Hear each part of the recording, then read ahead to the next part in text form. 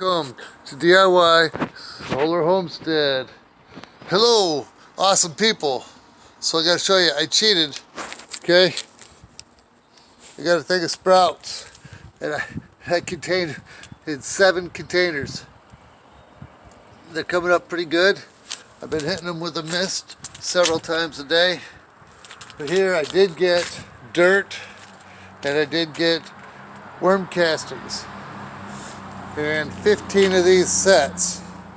So I'm going to go ahead, do 7 right now, and get my grow on. Got to get my grow on. See this? It's snowing.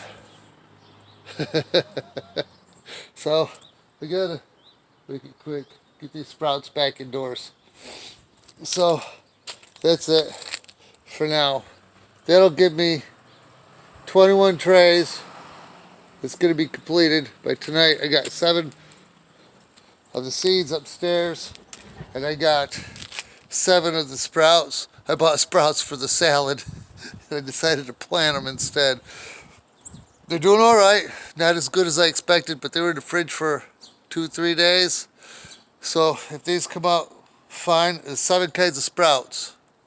So I will be having to pick the clover and the alfalfa, because I'm not going to eat that when they mature. But the rest is like radish and pepper and garlic, and I don't remember the others. But yeah, there was 7 sprouts in that. So if they're going to do good in the next several days, I might go get another one and get that going, get that growing. So I'm not going to be able to plant outdoors until probably May 1st. Just a heads up. Of course, you see the snow. It's crazy. Oh, the Fit Farmer. I watched a video of his. My lawnmower's broken. Every year, it seems like.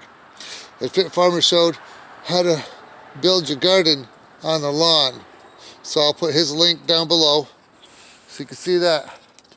And I got to fix the pool. It needs a lot of repair.